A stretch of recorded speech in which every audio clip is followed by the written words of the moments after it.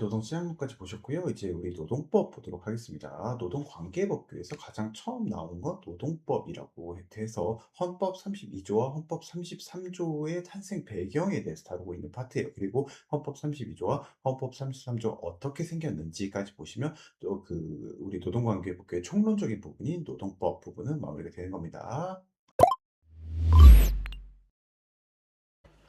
네. 제 1절 노동법에 의의 나오는데 여기도 뭐 '너무 깊게 공부를 한다.' 이런 생각보다는 그냥 이제 뭔가 그냥 '상식선에서 얘기를 듣는다.'라고 생각하시면 편할 것 같아요. 노동법이 도대체 그럼 왜 태어나게 됐는가를 이해를 하면 헌법 32조와 헌법 33조에 대해서도 훨씬 더 쉽게 이해할 수 있거든요. 한번 볼게요. 우리 16 세기, 17 세기 그러니까 봉건 시대를 한번 생각을 해 보죠. 봉건 시대. 그러니까 이 당시에는 어떻게 계급 구조가 형성이 되어 있죠? 계급 구조가 없을 땐가요? 계급 구조가 있을 땐가요? 그쵸? 있을 때죠. 뭐 왕, 성직자, 뭐 귀족, 뭐 지주 이런 식으로 이게 정확한지는 모르겠지만 어쨌든 이런 수직적인 계급 체계가 있었다라는 걸 우리는 알고 있죠. 수직적인 계급 체계 아래서 이 제일 마지막에 있었던 사람 누구예요? 농민, 뭐 농노 이런 사람도 있겠죠. 농민들, 농노 이 사람들의 삶을 생각을 해보면 이 사람들에게 자유란 게 있었을까요? 자유? 자유가 없었겠죠. 그러니까 내가 '난 이런 직업은 싫어. 나는 농사 짓기 싫어. 나는 뭐 사업 같은 거 해 볼래. 난 미술을 할래.' 이런 식으로 그 어떤 직업 선택의 자유. '난 이 동네 마음에 안 드는데 나는 이제 다른 데 가서 살래.' 거주 이전의 자유. 혹은 뭐 '나는 저 사람 마음에 안 들어. 저 귀족이 마음에 안 드는데 나 저 사람이 마음에 안 든다고 공론화해 볼래.' 이런 어떤 집회의 자유, 시위의 자유 뭐 이런 것들 있었을까요? 없었을까요? 자유란 게 없었다고요. 이런 수직적 계급 구조 아래서 이 사람들에게 자유란 건 존재하지 않았어요. 그쵸? 이후에 조금 시간이 지나면서 시민혁명을 통해서 일으키고자 한 건 뭐였어요? 시민혁명을 통해서? 시민혁명을 통해서 이 수직적인 계급구조 우리 이거 싫잖아요. 우리 이거 싫어. 왜? 우리는 이런 수직적인 계급구조 아래서 자유란 게 너무 없어. 그러니까 이런 계급구조는 무너뜨리고 우리 자유를 줘. 라고 얘기를 한 게 바로 시민혁명이죠. 시민혁명을 통해서 우리는 세 가지 원칙을 만들어내요. 첫 번째 뭐다? 자유라는 걸 가장 기본적으로 갖고 싶었겠죠. 자유. 자유. 그다음에 이 사람들은 뭐 내가 뭐 어떤 토지를 소유하거나 뭐 돈을 소유하거나 어떤 농지를 소유하거나 뭐 가축을 소유하거나 이런 소유권의 개념도 굉장히 희박했을 테니까 우린 자유, 소유 이런 것들 위주로 갖기를 원했을 거라고요. 그런 것들을 이제 헌법에 명시를 합니다. 시민혁명을 통해서 이 수직적 계급 구조를 무너뜨리고 그다음에 우리에게 자유를 달라, 우리에게 소유권을 달라 이런 것들을 헌법에 명시하기 시작하는 거죠. 이런 것들을 이제 몇 가지 원칙이 나오는데 그래서 이제 소유권 절대, 그다음에 계약 자유, 그다음에 과실 책임. 뭐예요? 그러니까 소유권 네 건 네 거고 내 건 내 거야. 그다음에 계약은 어떠한 경우라든지 자유롭게 할 수 있어. 자유롭게 할 수 있어. 그다음에 과실 뭐 너에게 손해가 발생하면 내가 뭐 돈 물어 주겠지만 그건 과실이 있는 경우에만 요렇게 요런 것들을 시민법 3대 원칙이라고 합니다. 시민혁명을 통해서 이런 것들을 헌법에 명시하고 이런 것들을 왜 이런 것들을 갖고 싶었어요? 이전에 요 시대부터 우리는 자유도 없고 소유권도 없고 이러니까 뭐 너무 불쌍했잖아요, 삶이. 그래서 이런 수직적인 계급 구조를 무너뜨리고 우리에게 자유를 달라라는 개념이었어요, 이런 것들이. 우리에게 자유를 달라라는 개념이었는데 문제는 이제 시민혁명이 넘어오면서 이제 산업혁명이 시작됐죠. 산업혁명. 산업혁명이 시작됐는데 여기서부터 문제가 발생해요. 산업혁명으로 넘어오면서 우리는 이제 잘 살 줄 알았죠. 그러니까 이런 어떤 자유라든지 소유권이라든지 이런 개념, 과실 책임이라든지 이런 거 개념들이 굉장히 명확하게 어우러지면서 누구나 다 잘 살고 자유롭게 살 수 있는 시대가 열릴 줄 알았어요. 근데 산업혁명 시대로 넘어와 보니까 그게 되더라 안 되더라? 안 되더라 안 되더라. 어떤 식으로 악용이 됐냐면 결국에 이제 이 산업혁명 시대를 잘 생각을 해 보면 어떤 일이 있었냐면 그러니까 뭐 이 당시에는 결국에 그러니까 수직적인 뭐 너 태어날 때부터 왕이고 태어날 때부터 성직자고 태어날 때부터 귀족이고 이러한 계급은 없었죠. 두 가지 계층 구조가 존재했어요. 누구와 누구예요? 가진 자랑 못 가진 자. 그죠? 부르주아와 프롤레타리아. 가진 자와 그러니까 자본, 토지, 농지, 뭐 공장 이런 그 기타 등등등 여러 가지를 생산을 소유한 부르주아와 그다음에 가진 것은 아무것도 없고 제공할 게 오로지 노동력밖에 없는 프롤레타리아 이 두 가지 계급이 만나서 잘 굴러가는 것처럼 보였어요. 어쨌든 이 부르주아 계급은 여러 가지 자본이라든지 이런 걸 통해서 활발하게 생산을 하고 프롤레타리아도 이제 노동을 제공하라고 이에 대한 정당한 대가를 받고 이렇게 될 줄 알았는데 이게 안 되더라는 거예요. 실질적으로 왜 안 됐냐? 왜 안 됐냐? 자, 우리가 시민혁명을 일으키면서 몇 가지 원칙들을 정해놨다고 말씀드렸어요. 이 원칙에 따라서 어떤 일이 일어나는지 일단 보면 부르주아와 프롤레타리아, 그러니까 부르주아가 프롤레타리아들에게 노동을 시키면서 이 계약 자유의 원칙에 따라서 어떤 일이 생기냐면 뭐 지금은 당연히 안 되지만 뭐 12세, 뭐 10세, 뭐 15세 이런 이제 청소년기의 아이들이 일을 하는 거, 탄광이라든지 뭐 이런 데 들어가서 일을 하는 거 지금 돼요, 안 돼요? 안 되죠. 안 되죠. 근데 이 당시엔 돼요, 안 돼요? 이 당시엔 돼요. 왜? 계약자의 원칙. 계약은 너랑 나랑 합의만 있으면 어떤 내용이든지 자유롭게 할 수 있어가 계약 자유의 원칙이죠. 그러니까 당연히 되는 거예요. 이런 형태의 계약도 당연히 된다. 뭐 하루에 14시간, 15시간씩 일하고 빵 한 조각, 물 뭐 1리터 주겠다. 이런 거 된다, 안 된다? 지금은 안 되지만 이 당시엔 된다. 왜? 계약자의 원칙이란 게 있으니까. 그죠? 그리고 뭐예요? 소유권 절대 원칙 보면 결국에 네 건 네 거고 내 건 내 건데 내 뭐 지금이야 뭐 여러 가지들이 있죠. 근로자들의 어떤 최소한의 생활을 보장하기 위해서 그리고 뭐 그 퇴직 이후의 삶 같은 걸 보장하기 위해서 여러 가지 4대 보험, 고용보험이라든지 건강보험이라든지 국민연금이라든지 직장 생활 해보신 분들은 아시겠지만 이런 것들을 일부는 내가 내지만 일부는 또 누가 내줘요? 사업주가 내주고 퇴직금도 주고 이런 행위들이 있죠. 근데 이 당시에는 이런 거 있었어요? 없어요? 없죠, 당연히. 네 건 네 거고 내 건 내 건데 이런 식으로 해서 그런 것들에 대한 최소한의 생계 안전망조차도 보장이 되지 않았다고요. 그다음에 과실 책임의 원칙. 너무나 이제 장시간의 노동이라든지 이런 것들에 시달리다 보니까 내가 기계에 졸다가 손이 빨려 들어갔어요. 이랬을 때 그거 보상해 준다 안 해준다? 보상 안 해준다. 왜? 과실 책임의 원칙에 따라서 과실 있는 경우는 보상해 줘야 되는데 너 졸았잖아. 그렇죠? 쟤 보상 안 해줘. 이렇게 된다는 거죠. 결국에 있는 자와 없는 자 간에 그러니까 우리가 어쨌든 이런 수직적인 계급 구조 아래에서 발생하는 여러 가지 모순점들을 해결하고자 이런 원칙들을 만들어냈는데 이런 원칙들이 가진 자와 못 가진 자가 만나면서 이런 원칙이 적용되면서 그 모순들을 해결했다 못했다? 결국에 못했다고요. 여전히 그 가진 자와 못 가진 자, 그러니까 이 어쨌든 선천적 계급 구조는 무너졌지만 이후에 가진 자와 못 가진 자라는 어떤 특성으로 인해서 이런 모순점들이 계속 발생했다고요. 그러면 뭐 "야 니네 프롤레타리아 왜 도시로 몰려 들어와서 그런 뭐 어렵고 힘들게 노동을 제공해. 그냥 또 시골로 내려가면 되지." 그것도 안 됐어요. 그것도 안 된 게 엔클로즈 운동이라고 해서 이제 양을 이 당시 양모라든지 이런 것들을 통해서 이제 직물을 많이 생산하다 보니까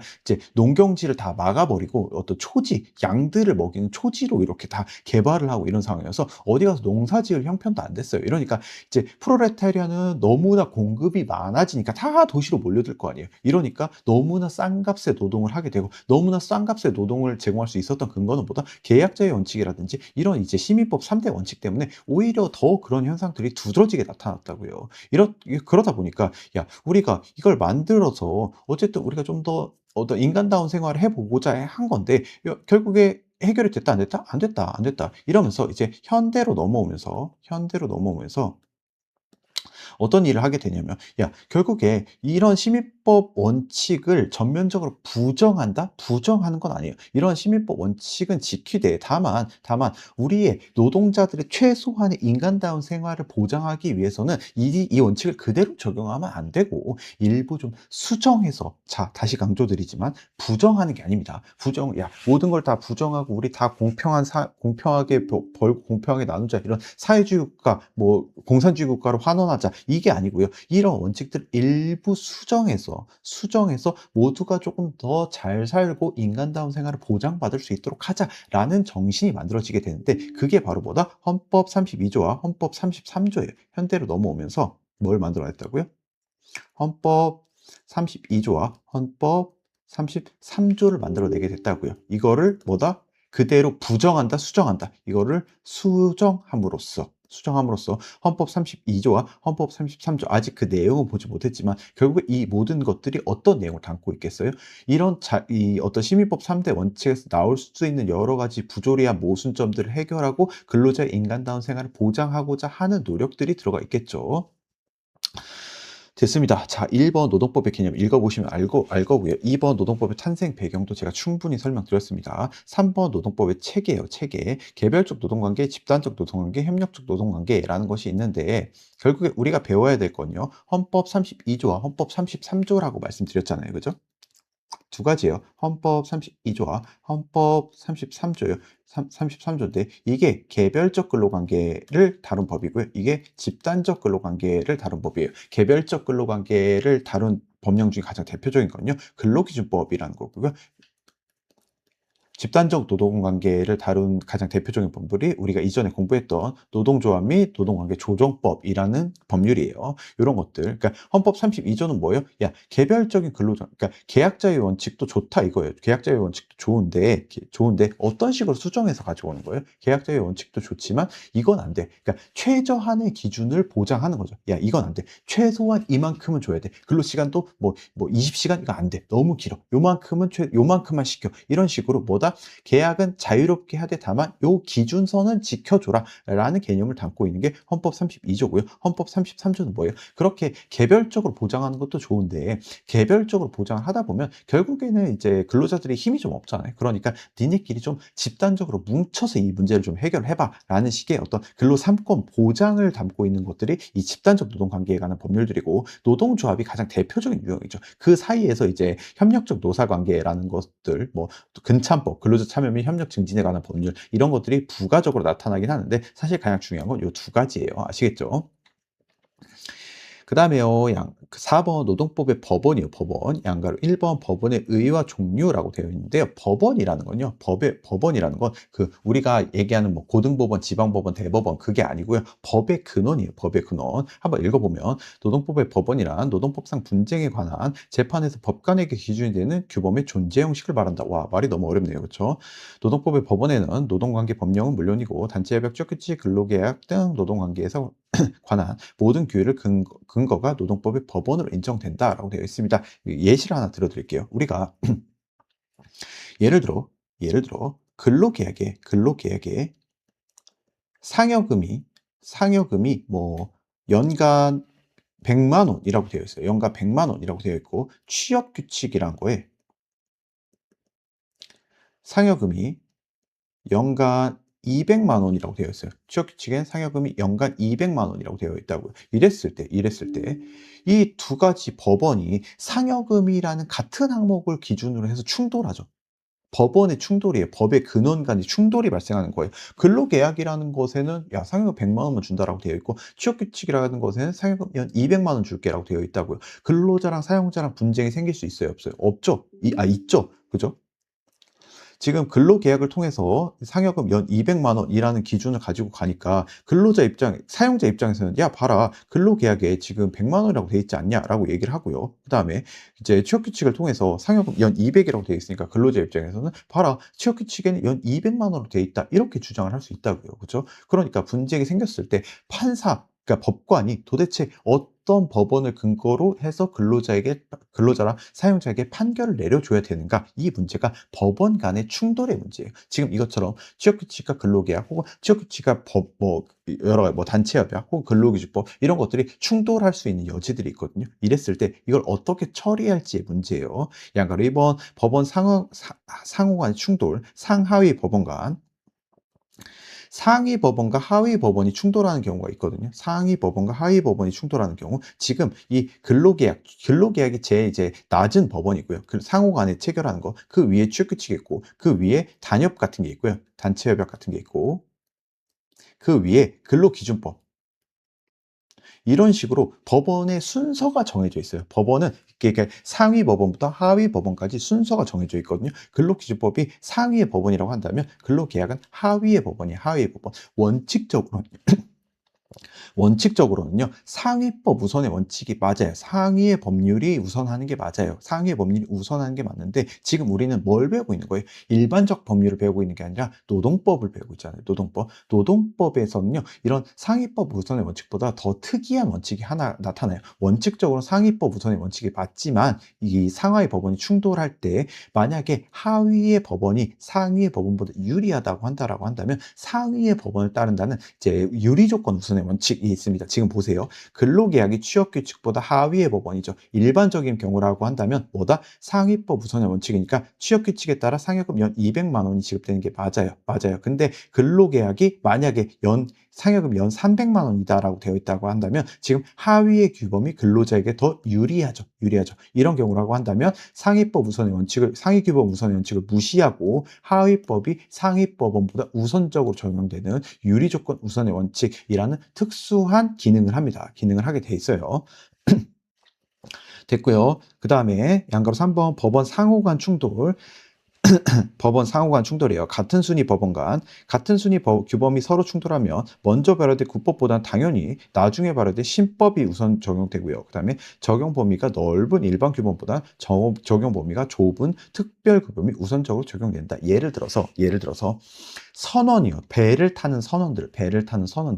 선원법을 보면요. 선원법을 보면 선원의 근로조건에 대해서 특별하게 규정하고 있는 게 있거든요. 선원법 상에서는. 그러면 선원도 당연히 근로자니까 근로기준법이 적용이 되고 선원법도 적용이 되는데 근로기준법과 선원법이 만약에 다르게 되어 있는 경우라고 한다면 같은 내용을 다르게 다루고 있는 경우라고 한다면 뭐가 우선적으로 적용돼야 된다는 얘기예요. 선원법이 특별법이니까 특별법 먼저 적용을 하라는 얘기죠. 그렇죠? 이게 법원과 법원 상호 간의 충돌과 관련된 내용이었어요. 그 다음에 넘어와서요. 헌법 제32조를 한번 보면 헌법 제32조는 개별적 근로관계에 관한 법률이라고 말씀드렸어요. 가장 대표적인 그 하위 법령들이 근로기준법, 그러니까 헌법 32조를 근거로 해서 근로기준법, 남녀고평법, 뭐 최저임금법, 기타 등등등 여러 가지들 이런 법률들이 나오게 됩니다. 개별적으로 근로자를 보호하는 거예요. 근로시간을 보호하고 임금을 보호하고 임금 지급 방식을 보호하고 해고를 보호하고 이런 식으로 개별 법령을 통해서 보호하는 법규범의 이 근원이 되는 게 몇 조다? 헌법 32조다. 읽어볼게요. 모든 국민은 근로의 권리를 가진다. 국가는 사회경제적 방법으로 근로자의 고용 증진과 적정 임금 보장에 노력해야 되고 법률이 정하는 바에 따라 최저임금 시행해야 된다. 그러니까 이 뒤에 보면요. 모든 국민은 근로의 권리를 가지면서 근로의 의무를 가진다고 되어 있어요. 즉 근로의 권리와 의무는 동전의 앞뒷면 같은 거예요. 제가 이전에도 계속 말씀드렸듯이 근로의 의무를 지는데 근로의 의무를 다하지 않는 사람들, 그러니까 근로할 능력이 있으면서도 근로의 의사가 없는 사람들 있죠. 이런 사람들에게 실업급여 같은 거 준다 안 준다? 안 준다. 보호하지 않는다고요. 그러니까 동전의 앞뒷면처럼 권리와 의무가 동시에 있다고요.